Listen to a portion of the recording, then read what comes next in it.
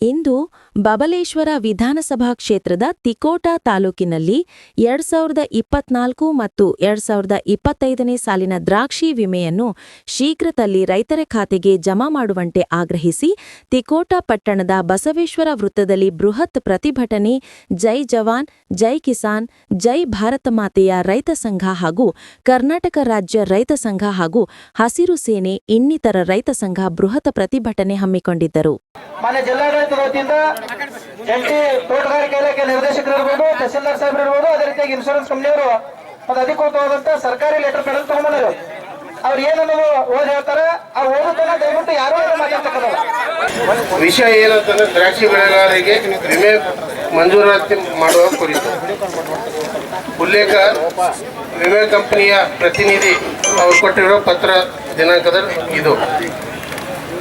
ಮಾನ್ಯರೇ, ಮೇಲ್ಕಂಡ ವಿಷಯಕ್ಕೆ ಸಂಬಂಧಿಸಿದಂತೆ ಮರು ವಿನ್ಯಾಸಗೊಳಿಸಿದ ಹವಾಮಾನ ಆಧಾರಿತ ಬೆಳೆ ವಿಮೆ ಯೋಜನೆ 2024-25ನೇ ಸಾಲಿನ ಬೆಳೆ ವಿಮೆ ಜಮಾ ಆಗದಿರುವ ಕುರಿತು ಈ ಮೂಲಕ ದಿನಾಂಕ 26/11/2025ರಂದು ತಿಕೋಟ ತಾಲೂಕಿನಲ್ಲಿ ರೈತರು ಧರಣಿ ಮಾಡಿದ ಕಾರಣ ವಿಮೆ ಹಣವನ್ನು ಈ ಮೂಲಕ ತಿಳಿಸುವುದೇನೆಂದರೆ 2024-25ನೇ ಸಾಲಿನ ಬೆಳೆ ವಿಮೆಯನ್ನು ದಿನಾಂಕ 5/12/2025 ಒಳಗೆ ಅರ್ಹ ರೈತರಿಗೆ ವಿಮೆ ಕಂಪ್ನಿಯಾದ AIC ಕಂಪ್ನಿ ವತಿಯಿಂದ ಬೇಗನೆ ಸದರಿ ವಿಮೆಗೆ ಹಣವನ್ನು ಜಮಾ ಮಾಡಿಸಲಾಗುವುದೆಂದು ಉಲ್ಲೇಖಿತ ಪತ್ರದ ಪ್ರಕಾರ ತಿಳಿಸಿದ್ದು, ಕಾರಣ ಈ ಮೂಲಕ ತೋಟಗಾರಿಕೆ ಜಂಟಿ ನಿರ್ದೇಶಕರು ಹಾಗೂ ತಿಕೋಟ ತಾಲೂಕಿನ ತಹಸೀಲ್ದಾರರು ಶ್ರಮದಲ್ಲಿ ಮೇಲ್ಕಣಿಸಿದ ದಿನಗಳ ವೇಳೆಗೆ ಜಮಾ ಮಾಡಿಸಲಾಗುವುದೆಂದು ಈ ಮೂಲಕ ತಿಳಿಸಿದರು.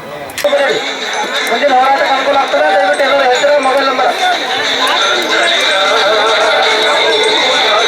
ನಮಸ್ಕಾರ.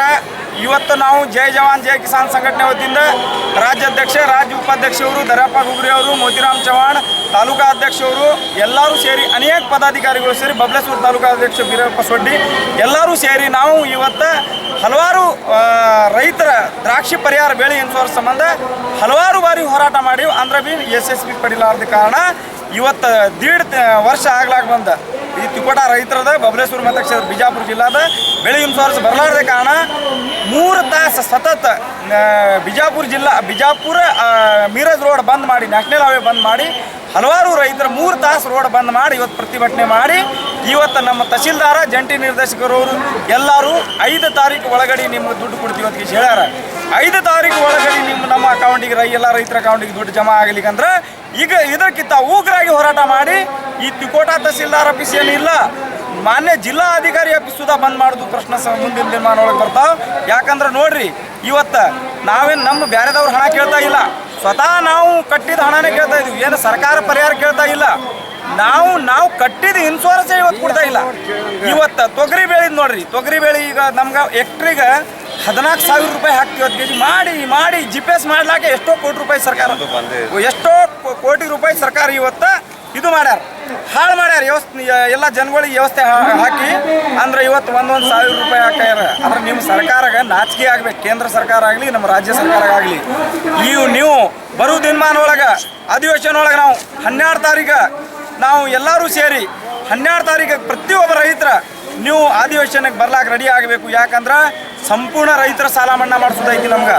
ಜೈ ಜವಾನ್ ಜೈ ಕಿಸಾನ್ ಸಂಘಟನೆ ಒಳಗಿಂದ ಸಂಪೂರ್ಣ ನಮ್ಮ ಕರ್ನಾಟಕ ಒಳಗೆ ಎಷ್ಟು ರೈತರು ಇದಾರಲ್ಲ ಸಂಪೂರ್ಣ ಸಾಲ ಮಾಡಿಸೋದು. ಸ್ವಾಮಿನಾಥನ್ ವರದಿ ಜಾರಿ ಮಾಡಬೇಕು ಸರ್ಕಾರ.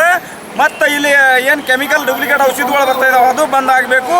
ನಮ್ಮ ರೈತರಿಗೆ 60 ವರ್ಷ ಮೇಲ್ಪಟ್ಟಿದ್ದ ರೈತರಿಗೆ ಮಿನಿಮಮ್ 10,000 ರೂಪಾಯಿ ಪೆನ್ಷನ್ ಸರ್ಕಾರ ಕೊಡಬೇಕಂತ ಕೇಸಿ ನಾವು ಘೋಷಣೆ ಮಾಡಿಸೋ ಸಂಬಂಧ ನಾವು ಇವತ್ತು ಇದು ಮಾಡ್ತಾಯಿದ್ವಿ. 12 ತಾಸು ಕರೆಂಟ್ ಫ್ರೀ ಆಗಬೇಕು.